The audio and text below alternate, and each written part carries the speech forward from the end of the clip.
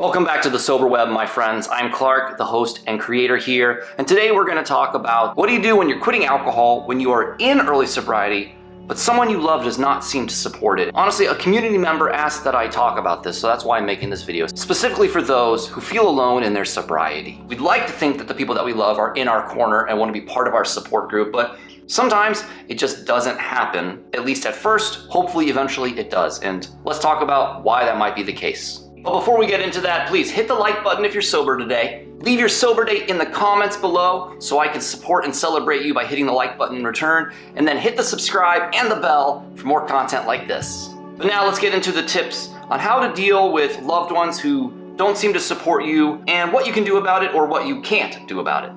Now, tip number one. I want you to think of yourself as a mirror. Anytime anyone chooses to begin a healing journey, whether it's overcoming addiction or quitting alcohol, people can be threatened by that. And even in early sobriety, although it's easy to take it personal, we can't take it personal because that's about them and it's not about you. You can only control what you do in terms of sobriety and quitting alcohol. You can't control what anyone else does. But what you are trying to do can oftentimes be reflected back to people, and it will make them question their own relationship with alcohol or their own relationship with something else that they've been using in their life to maybe avoid reality or to cope with pain and emotion and feelings they don't want to deal with. And so maybe their lack of support is ultimately they're just scared. They're afraid to do the work that you're doing. They're afraid of the changes that might be needed if they start doing the work. But all you can really do is just do you. You can't make them quit. You can't make them go to meetings. You can't make them get help. You have to do what's best for you. You have to get sober. You have to stay sober. And you have to just try and ask them to support you along the way and just accept and know that you ultimately can't control what they do. Tip number two, when quitting alcohol and you feel like no one supports you, at least within your social circle, your family, your friends, which of course I'd like to think most of them will support you because what you're doing is amazing. The next step is that you have to go out and you have to find support. You have to expand your social circle into a world where there are like-minded people, where there are groups that will understand what you're trying to do and they will support that and they will also help hold you accountable. Now, I've talked about support groups a lot in other videos. There are Facebook groups, there are Reddit groups, there's this, the Sober Web. Of course, there's always AA. My journey began in AA, but eventually it split off. But I'm an advocate for AA in one way or another, just because if you're feeling alone, if you're feeling misunderstood, if you feel like you have no support, if you can find a meeting, at least it's an immediate place where you don't have to be alone and you can be around like-minded people and you'll be able to hear stories that will be similar to yours so that you don't feel so hopeless in all of it. There's the phoenix.org. Hopefully they're in your area. Check them out in the description below. There's also an app and they have free events with only 48 hours of sobriety that you can go to: CrossFit, rock climbing, art classes, poetry, music nights, things where you get to hang out with people and make new friends in a place where you also can establish some fun hobbies that will help you get through the early sobriety stages. And the thing that I love about phoenix.org is that they don't affiliate with one walk or way of recovery. They just support recovery and want to provide those social, physical, artistic, and musical outlets for people to not only stay sober, but also to grow that support system so that ultimately none of us have to do this alone.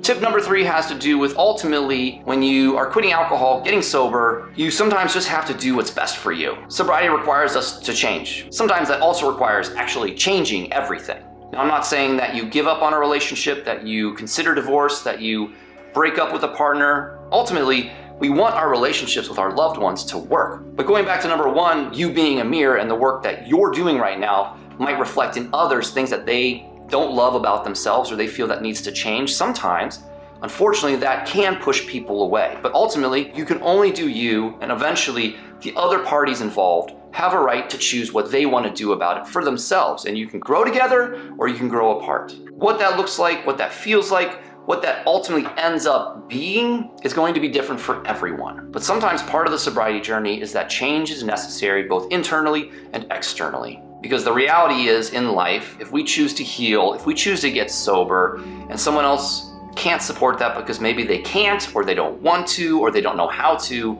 they are responsible for themselves while you are responsible for you. You've got to do your recovery journey, and they've got to do their recovery journey, and ideally, in a perfect world, that somehow kind of coexists together. But sometimes it can kind of grow apart, which I know is not necessarily the end goal, but when it comes to your sobriety, you've got to do what's best for you. Because if you believe in your sobriety and why you're getting sober, that has to take precedence almost over everything else sometimes.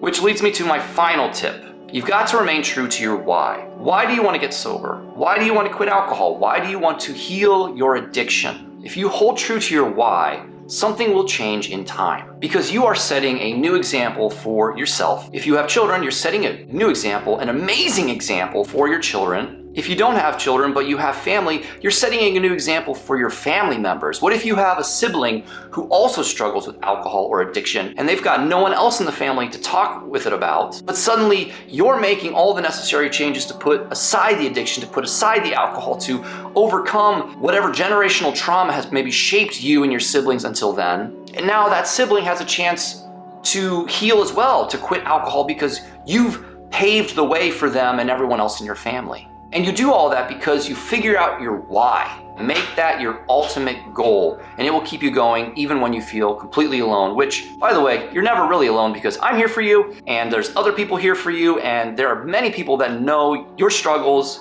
in their own way and have overcome it all, so I believe that you can do it too.